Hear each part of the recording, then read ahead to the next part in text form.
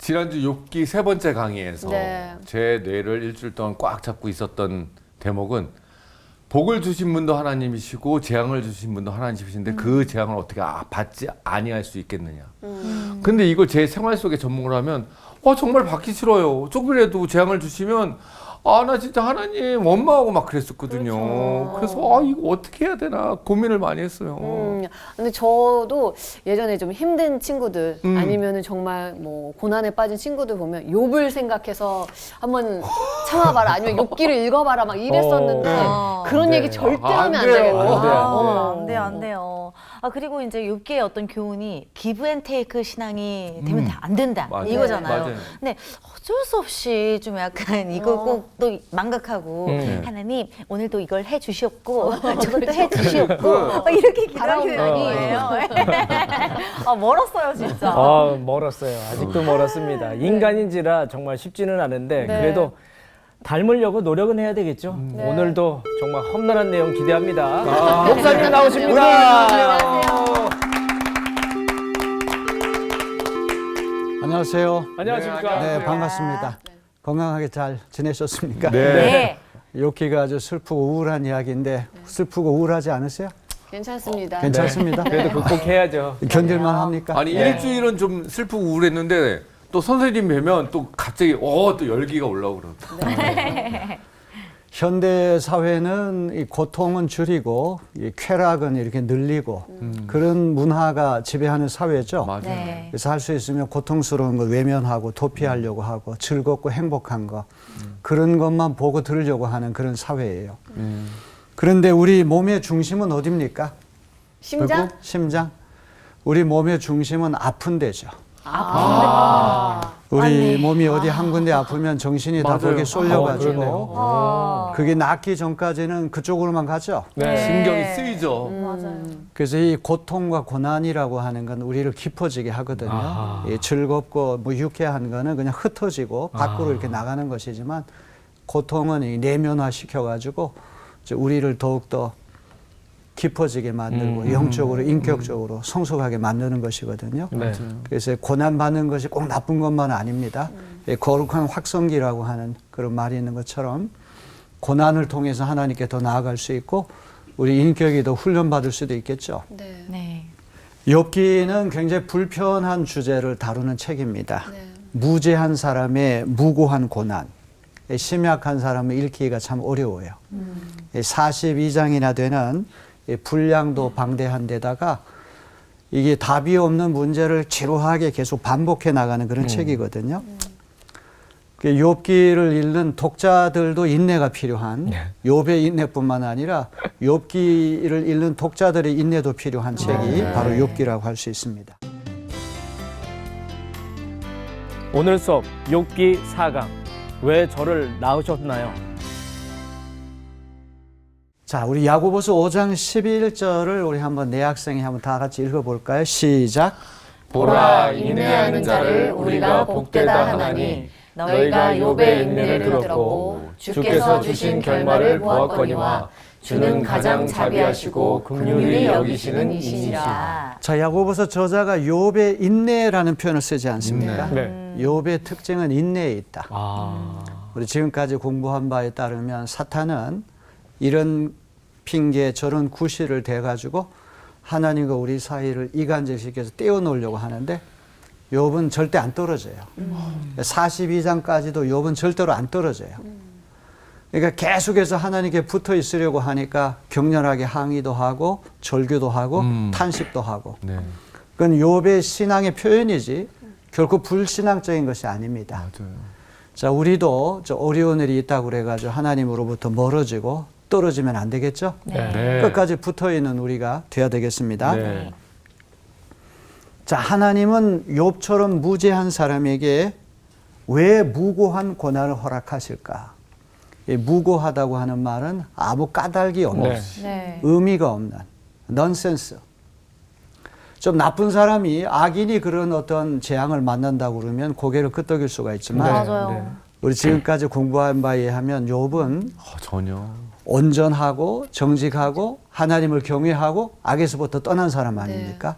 정말 지상에서 굉장히 드문 신앙 인격을 가진 사람이에요. 왜 그런 사람에게 그런 가혹한 어떤 재앙이 생긴단 말인가? 상당히 심각한 질문이 아닐 수 없습니다. 어떤 사람은 그렇게 이야기를 합니다. 욥기라고 하는 이 책은 하나의 거대한 드라마와 같다. 최선의 사람이 최악의 고난을 만난 이야기. 이 긴장을 최고조로 끌어올리기 위한 목적이 있는 책이 욥기다. 그래서 이 욥기라고 한 책은 보통 사람에게 잘 일어나지 않는 아주 극한 고난, 극한 재앙, 아주 극단적인 경우, 밋밋한 이야기를 하면은 저 충격 효과가 좀 덜하기 때문에 최고조로 긴장을 끌어올리고 최고의 충격을 주기 위해서 극단적인 드라마 형태로 되어 있다. 이렇게 이야기하는 사람이 있어요. 그래서 드라마 안에 있는 욥이나 또 주변 사람들에게만 상처가 되고 아픔이 되지 욥기를 읽는 독자에게는 별 문제가 안 된다. 이제 이렇게 생각하는 사람도 있어요. 그러나 욥이라고 하는 사람은 실존 인물입니다. 역사적인 인물입니다. 그가 당한 고난도 사실이에요. 그렇기 때문에 드라마이기 때문에 극중 인물에게만 문제가 되고 우리는 별로 상처 입을 일이 없다. 이렇게 말하는 것은 잘못입니다. 그러겠네요. 그렇죠? 네, 네. 맞아요. 그 다음에 또 어떤 사람들은 그렇게 또 생각하는 사람이 있어요. 아, 욥이 당한 고난에 비하면 내가 겪고 있는 고난은 세 발의 핏밖에 안 된다. 욥의 고난하고 내 고난을 비교해 가지고 이제 위로를 받는다. 먼저 그런 생각을 하는 사람도 있습니다. 네. 잠깐만. 그런데 고난과 이 고통이라고 하는 거는 양으로 환산해 가지고 측정할 수 있는 문제가 아니잖아요. 흔히 수백 명이 죽었다고 그래가지고 그 고난과 고통이 더 크고 한 명이 죽었다고 해서 고통과 고난이 적은 것은 아니죠. 네. 이 고통의 역치라고 하는 거, 그 자극에 어떤 견딜 수 있는 어떤 그런 어떤 수치라고 하는 거는 개인마다 다 달라요. 다르죠. 그렇죠. 굉장히 유니크한 거예요. 그렇죠. 그렇기 때문에 욥은 그런 극한 고난을 겪었고 그의 고난에 비하면 내 고난은 아무것도 아니니까 나는 위로받겠다. 이제 이런 것도 메시지가 아니란 말이에요. 고난은 양으로 환산해서 측정하고 비교할 수 있는 문제가 아니에요. 고난의 역치는 개인마다 달라요. 고통은 개인적이고 매우 유니크해요. 그렇죠. 네. 사람이 많이 죽었다고 해서 더 슬프고 한 사람만 죽었다 덜 슬프고 이런 건 아니에요. 그 당사자에게는 견딜 수 없는 아픔이 되고 또 상처가 되는 것이 사실입니다. 자, 무죄한 사람이 무고한 고난을 당하게 허락하신 하나님. 그 하나님은 선하신 하나님 맞아? 의로우신 하나님 맞아? 우리가 인생을 살면서 이런 하나님의 선하심, 의로우신 전능하심에 대해서 절규할 때가 있습니다. 그렇죠? 네. 그래서 이 욥이라고 하는 사람이 2차에 걸쳐 가지고 시험 문제를 다 통과하고 합격했어요. 욥의 예배라고 하는 것이 자기 이기심에 따라 가지고 쇼하는 그런 예배가 아니다. 주실 때뿐만 아니라 거두어 가실 때에도 여전히 하나님이라는 이유 하나 때문에 하나님을 경배하고 찬양할 수 있다고 하는 것이 이제 입증이 됐단 말이에요. 네. 자, 그런데도 욥에게 이 닥친 재앙은 전면적이고 전격적이에요. 그야말로 하늘과 땅, 도덕악과 자연악, 도덕악이라고 하는 인간이 어떤 잘못을 저질러가 생기는 악을 얘기하는 것이고 자연악이라고 하는 건 천재지변, 홍수나 지진이나 쓰나미 같은 거. 이런 것이 혼재된 형태로 잠시 숨 돌릴 틈도 없이 연달아 닥친 재앙이에요. 그렇죠? 네. 기도할 새도 없이 순식간에 들이닥친 재앙으로 욥은 하나님이 축복으로 주신 것으로 알았던 그런 모든 것을 상실하고 말았습니다. 네. 정말 드라마로 얘기한다면 가장 충격적인 그 드라마가 펼쳐졌습니다. 그리고 욥은 마침내 몹쓸 전염병에 걸려가지고 동네 바깥으로 축출돼가지고 정신적으로, 사회적으로, 영적으로 혹독한 이제 시련을 당하는 그런 사람 몰락했어요. 네. 이제 이게 1장, 2장에 등장하는 이제 욥의 이야기인데 네. 네. 이제 3장부터 등장하는 욥의 반응은 완전히 달라요. 이 3장이라고 하는 이 부분은 이제 4장부터 세 친구와 3라운드에 걸쳐서 경론을 벌이는데 이런 엄청난 재앙을 맞는 욥의 진짜 내면의 심정이 어떠한가를 그대로 보여줍니다. 사람이 어떤 끔찍한 일을 만나게 되면 너무 충격을 받아가지고 어안이 벙벙해지죠. 네. 네. 망연자실이라고 하는 말이 있는 것처럼 네. 극한 공황 상태를 겪을 수밖에 없어요. 그래서 욥도 7일 밤낮으로 입을 꾹 닫고 아무 말도 하지 않았어요. 그런데 이제 3장에서 이제 나오는 욥의 심정은 자신이 태어난 것을 후회하고 죽어서 태어나지 않았음을 안타까워하고 차라리 죽기를 갈망하는 진짜. 절규하고 탄식하는 사람으로 바뀌어요. 지금까지 봤던 욥의 모습은 아닌데. 사뭇 다르죠? 네. 근데 이게 인간적이에요, 사실. 더 인간적이에요. 네. 어떻게 보면 맞아요. 욥기의 어떤 본론과 몸통이 여기 있다고 해도 네. 과언이 아니에요. 이제 우리와 성정이 똑같은 사람이라고 거죠. 한다면 욥이 이런 반응을 보이는 것이 극히 자연스러워요. 네.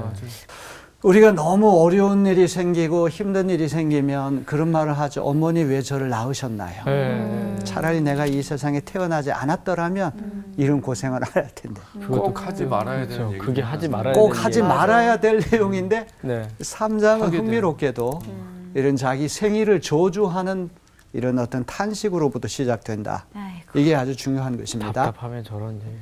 엘자베스 퀴블러 로스라고 하는 그 정신과 의사가 있습니다. 이제 이분이 1969년에 쓴 죽음과 죽어감이라고 하는 책을 이게 쓰게 됐는데요. 사람이 이제 시한부 이제 사형 선고를 받게 되면 5가지 단계적인 반응을 보인다.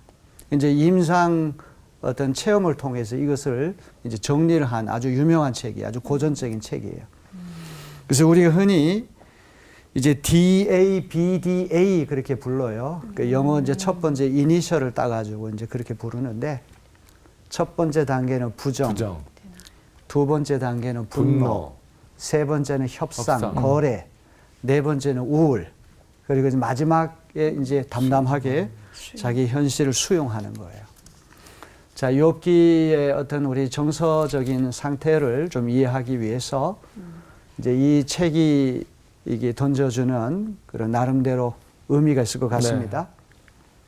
첫 번째로 이 부정이라고 하는 거는 이제 말기암에 걸려가지고 이제 몇 달밖에 살지 못한다 이렇게 시한부 판정을 받게 되면 자기 현실을 이제 부정하지 않습니까? 그렇죠.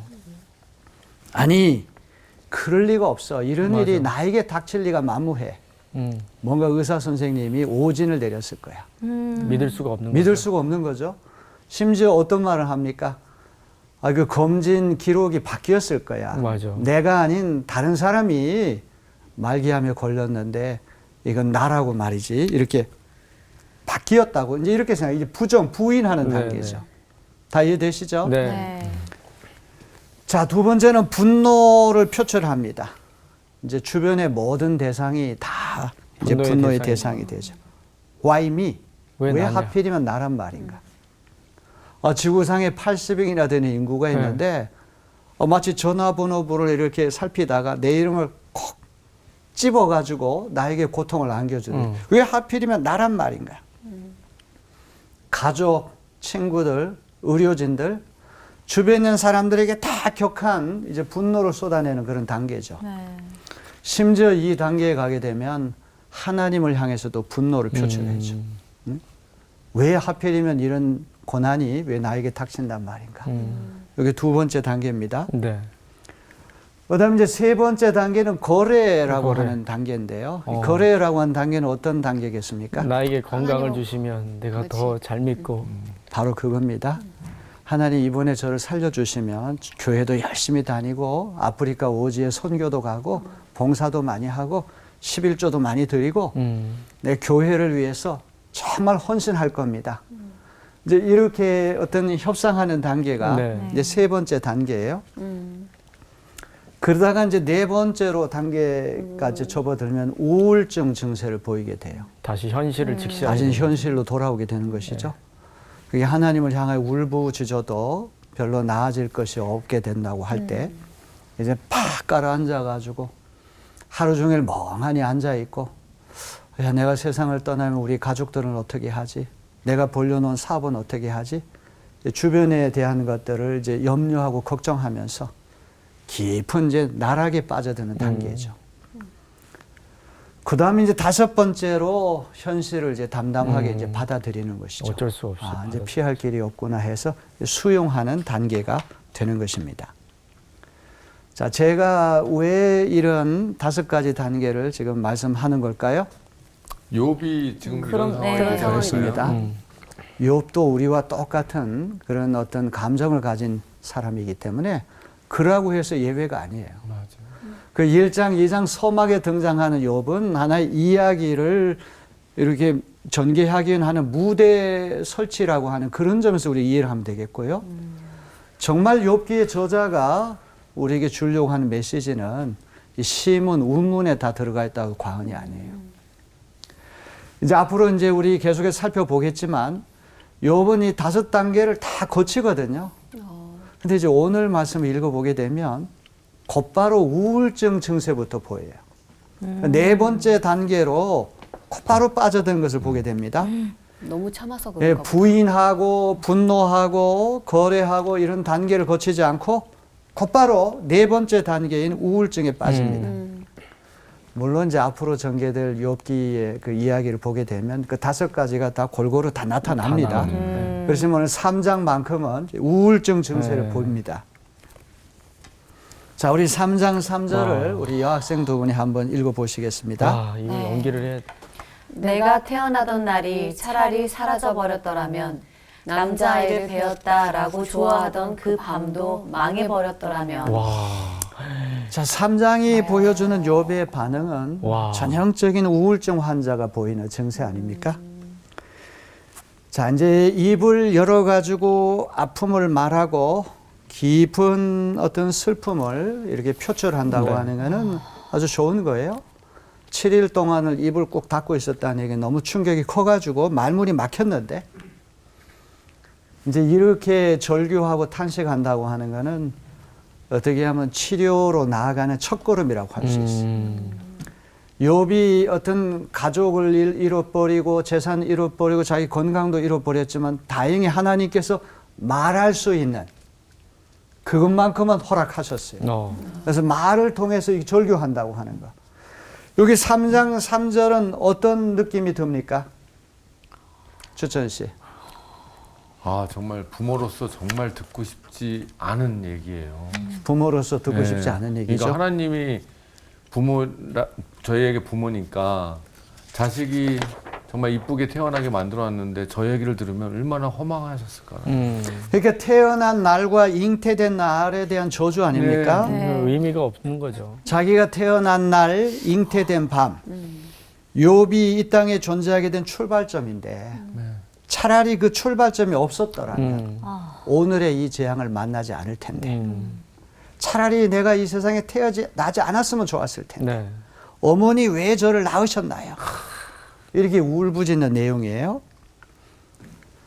자, 3장 10절도 어머니의 태가 열리지 않아 내가 태어나지 않았어야 하는 건데 그래서 이 고난을 겪지 않아야 하는 건데 충분히 공감할 수가 있죠. 얼마나 슬픔이 크고 고통이 그렇게 격하면 이런 탄식을 하겠습니까? 그 다음에 이제 3장 11절로부터 12절을 우리 추천 씨하고 강준 씨 두 분이 한번 읽어보시겠습니다. 어찌하여 내가 모태에서 죽지 않았던가? 어찌하여 어머니 배에서 나오는 그 순간에 숨이 끊어지지 않았던가? 어찌하여 나를 무릎 꿇고 받았으며 어찌하여 어머니가 나를 품에 안고 젖을 물렸던가? 네, 좋습니다. 굉장히 좀 우울한 내용이죠. 마음이 1장, 2장도 뭐 충격적인, 자극적인 그러한 내용이 나왔지만 이제 욥의 탄식이라고 하는 우리를 매우 슬프게 하고 우리 마음을 무겁게 하는 거예요.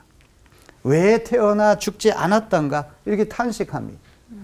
여기 계속 나오는 의문부사가 뭐예요? 어찌하여. 맨 과거로 회귀해가지고 이제 출발점부터 어머니가 나를 임신 안 하고 내가 이 세상에 태어나지 않았다고 한다면 이와 같은 극한 재앙 안 만하고 이런 극한 고난을 겪지 않았을 텐데 왜 어머니가 나를 잉태하고 왜 내가 이 땅에 태어났단 말인가. 이런 탄식이 여기 그대로 묻어 있습니다. 자, 너무 얼굴 표정 무겁게 하지 마시고. 아이고 이게 우울증 증세예요, 진짜. 그러네. 아이고 너무 전형적인 보이셔도 우울증 증세입니다. 힘들다. 아니 1장 2절에 욥이랑 비교해 봤을 때 3장처럼 이렇게 나오면 안 돼요, 욥. 진짜. 지금 어머니도 지금 부인하는 거잖아요.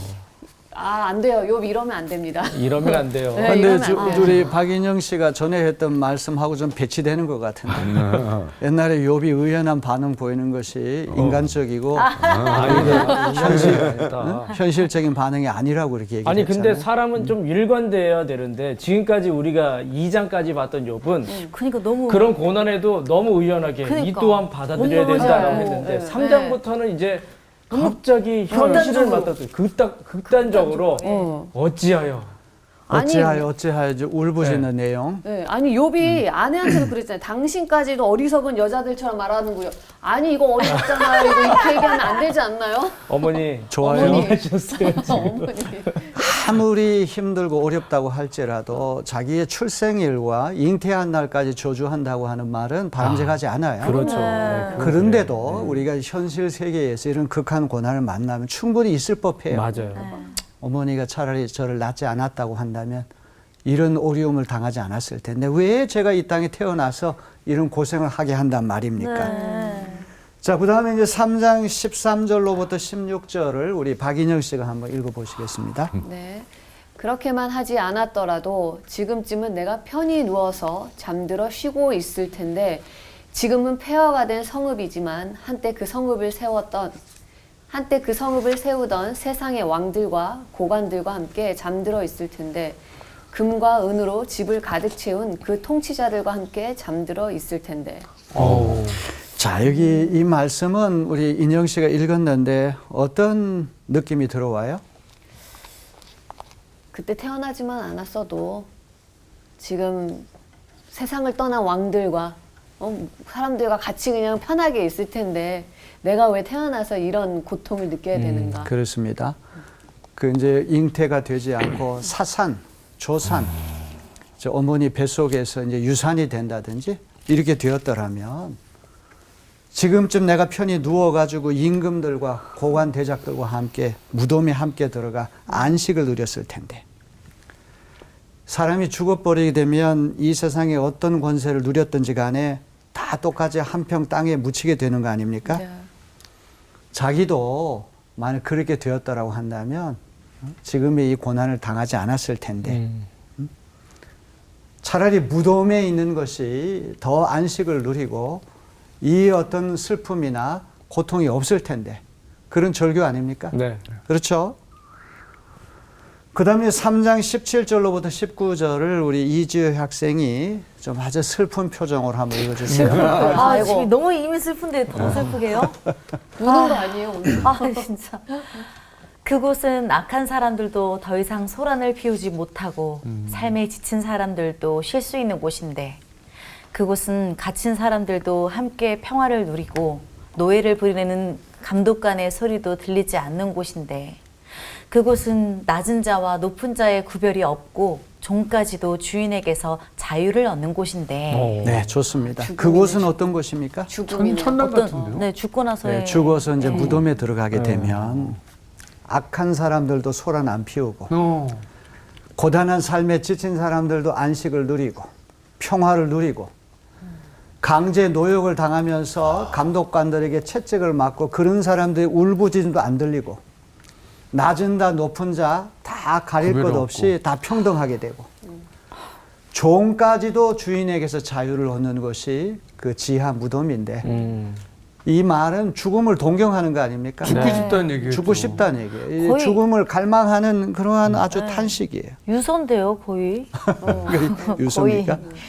그러니까 죽음의 세계는 절대 평등과 절대 안식이 있는 곳인데 현실이 너무나 가혹하고 견디기 어려우니까 죽음의 세계로 도피하고 싶어하는 욥의 소원이 절절히 묻어 있어요. 그렇죠? 네. 시간상 가장 먼 과거 어머니가 임신하던 날, 그렇죠. 그다음에 이제 출산하던 날, 이제 과거로 들어갔다가 점점 이제 현재로 이동하면서 이제 지금 고난의 현실을 이제 마주하면서 어떤 탄식을 이제 하는가 봅시다.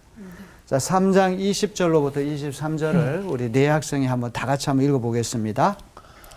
어찌하여 하나님은 고난당하는 자들을 태어나게 하셔서 빛을 보게 하시고 이렇게 쓰디쓴 인생을 살아가는 자들에게 생명을 주시는가. 이런 사람들은 죽기를 기다려도 죽음이 찾아와 주지 않는다. 그들은 보물을 찾기보다는 죽기를 더 바라다가 무덤이라도 찾으면 기뻐서 어쩔 줄 모르는데 어찌하여 하나님은 길 잃은 사람을 붙잡아 놓으시고 사방으로 그 길을 막으시는가. 이제 과거로 회귀해가지고 잉태만 안 되었더라도 출산만 안 되었더라도 차라리 내가 사산이 되고 조산이 되어가지고 무덤 속에 들어가 있었다고 한다면 이런 극한 재앙과 고난 겪지 않았을 없었을 텐데. 텐데. 그래서 이루어져서 불가능한 얘기죠. 그냥 현실이 너무 어려우니까 그런 어떤 투정을 하는 것입니다. 평등과 안식과 평화의 영역으로 상징되는 죽음의 세계에서 벗어나 이제 고통과 슬픔이 가득 찬 현실 세계로 돌아오는 거예요. 죽고 싶어도 죽을 수 없는 현실이죠. 하나님은 어찌하여 고난 나가는 자에게 빛을 주시고 마음이 아픈 자에게 생명을 주셨나. 고난의 현실을 이제 한탄하는 그런 내용입니다. 저 여기 이제 3장 23절이 굉장히 흥미로운 고백입니다. 어찌하여 하나님은 길 잃은 사람을 붙잡아 놓으시고 사방으로 그 길을 막으시는가. 야, 진짜 이지우 학생, 네. 3장 23절은 어떤 내용일까요? 어떤 의미로 이렇게 탄식하는 걸까요? 좀 뭔가 미로 속에 gat혀 있는 그런 느낌이에요. 예, 일단 그 미로 속에서 막 길을 이렇게 헤매고 있는데, 지금 어떤 길이라도 막 이렇게 돌아다니면 어떤 해결책이 보여야 되는데 아예 그냥 다 막혀 있는. 우리 강준 씨는? 그냥 나로서도 해결할 수 있는 방법이 없는 거고 하나님도 거기에 대해서 큰 답변도 없으신 거고 답답한 상황인 거죠 지금. 하나님이 하시는 일이 이중적이고 모순적이라고 한 절규예요. 하나님은 사방 길이 막혀 아득한 사람에게 왜 빛과 생명도 함께 주시는가? 길을 잃어 아득한 사람을 그냥 죽게 내버려 두지 않으시고 왜 이렇게 살리셔서 빛과 생명을 주시는가? 길을 잃어가지고 어쩔 줄 모르는 사람을 붙잡아 주셔요. 그러면서 사방으로 그 길을 막으세요. 길을 잃어버려가지고 오도 가도 못한 사람을 그냥 죽게 만들어야 되는데 붙잡아 주시면서도 출구를 열어주시지 않는다는 고백이죠. 근데 저는 갑자기 목사님 말씀 들으면서 이런 생각이 들었어요. 길은 다 막혔어. 사방이 다 막히고 아무것도 갈 길이 없는데 하늘만큼은 열려 있잖아요. 하늘만 바라보라라는 그런 또 하나님의 뜻이지 않을까라는 생각도 들었어요. 그 목사님들이 흔히 하는 설교인데 우리가 고난을 당할 때 동서남북 사방이 다 막혔어도 하늘은 뚫려 있으니까 네, 하나님만 하늘을 바라보면 살 길이 열립니다. 하늘이 무너져도 솟아날 구멍이 있습니다. 어떤 위로와 소망을 주기 위해서 그럴 수도 목사님이 이제 흔히 하시는 이제 설교 그런 주제인데 우리 강준 씨가 설교를 많이 들어가지고 그 생각이 이제 퍼뜩 떠오른 것 같아요. 아니 진짜 아무것도 갈 데 없으면 그냥 털썩 주저앉아서 하늘만 보게 되는 거잖아요. 거기에 또 소망이 있을 수 있으니까. 하나님이 길을 잃은 사람을 그냥 길을 잃어버리게 그냥 내버려 두셔야 돼요. 붙잡아 두시는 거예요. 네. 그 붙잡아 두시면 또 출구는 마련해 주시는 거 않는 거예요. 사방으로 그 길을 막으시는 거예요. 막았어. 붙잡아 놓고도 길을 이렇게 보여주시지 않는 거는 이거는 좀 모순적인 게 아니냐, 이중적이다. 왜 길 잃은 사람을 붙잡아 놓고는 탈출구는 왜 마련해 주시지 않느냐. 이제 이런 절규가 여기에 이제 묻어 있습니다. 그 다음에 이제 3장 24절로부터 25절을 우리 이강준 학생이 한번 읽어보세요. 밥을 앞에 놓고서도 나오느니 탄식이요. 신음소리 그칠 날이 없다. 마침내 그렇게도 두려워하던 일이 밀어닥치고 그렇게도 무서워하던 일이 다가오고야 말았다. 밥을 앞에 놓고서도 나오는 것은 탄식이고 신음소리가 그칠 날이 없다. 밥맛이 다 떨어졌다는 네. 말이죠. 욥의 처지를 그대로 보여주는 그런 말씀입니다. 그 다음에 이제 3장 26절을 보게 되면은 내게는 평화도 없고 안정도 없고 안식마저 사라지고 두려움만 끝없이 밀려온다. 오늘 욥기의 이제 마지막 결론이 이런 탄식으로 끝이 나거든요. 욥의 현실이 아주 기가 막히다고 하는 것을 압축적으로 표현한 그런 내용입니다. 맞아요. 욥이 묘사한 죽음의 세계, 욥이 당면하고 있는 현실 세계, 이거 정반대로 표현이 됐어요. 차라리 죽었더라면 평화도 안정도 안식도 다 누릴 수 있을 텐데 욥의 현실은 정반대가 되었어요. 지금 살아있는 상태지만 평화도 없고 안정도 없고 안식도 사라져 버렸다는 거죠. 그렇죠? 차라리 내가 이 세상에 태어나지 않고 무덤에 들어갔다고 한다면 평화나 안정이나 안식을 누릴 수 있을 터인데 여기 살아있기 때문에 그런 죽어서 누리는 그 모든 것들이 다 사라져 버렸다고 하는 그런 표현이 여기 나와 있어요. 여러분, 오늘 제가 여러분에게 한번 도전하고 싶은 질문은 우리가 고난을 만나고 또 슬프고 괴로운 일을 만날 때 입을 꾹 닫고 가만히 있는 게 좋습니까? 아니면 슬프다 아프다고 이렇게 표현하는 게 좋겠습니까? 표현이라도 하는 게 그래도 나은 것 같아요. 그렇죠? 맞아요. 그게 정말 내가 슬프고 괴로운 일을 만났을 때 입을 꼭 닫고 있는 것보다는 내가 탄식하고 절규하고 하는 것이 어떻게 보면 치료받는 첫걸음이 아닌가 싶어요. 그래서 이제 우리 3장부터는 아주 솔직담백하고 정직하고 우리와 똑같은 인간 욥을 만나게 되는 겁니다. 그런데 이제 이런 욥의 심정을 우리가 잘 이해를 해야지만 욥기를 또 잘 우리가 공부할 수가 있어요. 자, 인간이 극한 고난을 당할 때 가만 있지 않고 입을 열어가지고 탄식하고 절규하는 것은 신앙적인 거라고 나는 보거든요. 이 다윗과 같이 어떤 고매한 신앙을 가진 분도 이해할 수 없는 고난, 고통을 만났을 때 하나님께 절규하는 그런 내용이 있거든요. 시편이 150편까지 되어 있는데 상당수가 탄식시가 많아요. 절규하는, 한탄하는 것. 그 대표적인 걸 한번 우리가 봅시다. 자, 시편 38편 5절로부터 8절은 다윗의 시입니다. 내 몸에 상처가 골마 터져 악취를 내니 이 모두가 나의 어리석음 때문입니다. 더 떨어질 데 없이 무너져 내린 이 몸 온종일 슬픔에 잠겨 있습니다. 허리에 열기가 가득하니 이 몸에 성한 데라고는 하나도 없습니다. 이 몸이 이토록 쇠약하여 이지러졌기에 가슴이 미어지도록 신음하며 울부짖습니다. 다윗이 어떤 형편에 있는지 이렇게 공감이 되십니까? 비슷하네요. 욥. 지금 욥의 탄식하고 비슷하죠. 그래서 욥기라고 하는 책은 우리가 머리로 이렇게 이해하는 책이 아니라 가슴으로 공감하면서 읽는 그런 책이 돼야 돼요. 이제 홀로코스트라고 들어보셨죠? 그 2차 세계대전 당시에 히틀러가 아우슈비츠 수용소 같은 포로 수용소를 만들어서 유대인 600만 명을 학살했잖아요. 전 세계 유대인 인구가 1800만 명인데 600만 명의 목숨을 잃었어요. 그러니까 일가족 가문 전체가 몰살당한 그런 집안도 많을 거예요. 사실 인류 역사에 있어서 욥의 고난과 고통이라고 하는 것이 안 일어나는 법은 없어요. 그 비슷한 사례가 분명히 있습니다. 지금 다윗도 이런 극한 슬픔, 극한 고난을 만나가지고 이렇게 절규하지 않습니까? 굉장히 정직한 신앙 고백이라고 할 수 있습니다. 그 다음에 에레미야서 20장 18절 말씀을 우리 인영 씨가 한번 읽어볼까요? 네. 어찌하여 이 몸이 모태에서 나와서 이처럼 고난과 고통을 겪고 나의 생애를 마치는 날까지 이러한 수모를 받는가? 이건 에레미야 선지자가 탄식하는 내용 아닙니까? 네. 어찌하여 이 몸이 모태에서 나와서 이처럼 고난과 고통을 겪고 나의 생애를 마치는 날까지 이런 수모를 받는가? 욥의 탄식하고 닮아 있죠. 에레미야 20장 14절로부터 15절에 더 비슷한 내용이 나옵니다. 내가 태어난 날이 저주를 받았어야 했는데 어머니가 나를 낳은 날이 복된 날이 되지 말았어야 했는데 나의 아버지에게 아들입니다. 아들하고 소식을 전하여 아버지를 기쁘게 한 그 사람도 저주를 받았어야 했는데 아이고, 엄청난. 에레미야 선지자도 이런 극한 슬픔을 만났을 때 이렇게 탄식하는 것을 보게 됩니다. 진짜. 꼭 믿음이 없는 그런 사람만이 이런 절규하는 게 아니에요. 네.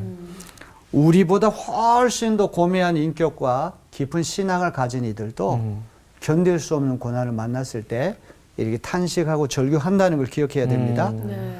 자, 예수님 어떤가 한번 볼까요? 마태복음 27장 46절을 우리 인영 씨가 한번 읽어주세요. 3시쯤에 예수께서 큰 소리로 부르짖어 말씀하셨다. 엘리 엘리 라마 사박다니. 그것은 나의 하나님 어찌하여 나를 버리셨습니까? 라는 뜻이다. 예수께서 십자가에 달려 돌아가실 때 엘리 엘리 라마 사박다니. 나의 하나님 어찌하여 나를 버리시나이까. 하나님의 아들 예수님도 십자가상에서 이런 절규를 하신 것을 우리가 보게 되지 않습니까? 욥기라고 하는 책은 사실 예수님하고 만나죠. 욥의 부조리하고 부당한 고난이라고 하는 것은 곧 그리스도 예수의 부조리하고 부당한 고난의 예표가 되는 거예요. 우리 예수님도 한 점 흠이 없으시지만 죄인의 형상을 입고 이 땅에 오셔가지고 그 무서운 어떤 형벌을 받아야 하는 그 어떤 형틀 십자가에서 그 목숨을 잃으셨지 않습니까? 이거야말로 어떤 최악의 정말 극한 고난이 아니고 무엇이겠습니까? 그래서 욥의 이야기는 곧 예수님의 이야기하고 만나는 이야기로 볼 수 있어요. 마태복음 26장 38절에도 이런 말씀이 나옵니다. 그때 예수께서 그들에게 말씀하셨다. 내 마음이 괴로워 죽을 지경이다. 이 겟세마네 동산에 올라가셔서 땀방울이 변해서 핏방울이 되기까지 이제 기도하실 때 제자들이 스승의 아픔은 전혀 공감하지 못하고 콜콜 이제 잠만 자게 됐을 때 예수께서 이런 탄식을 하셨어요.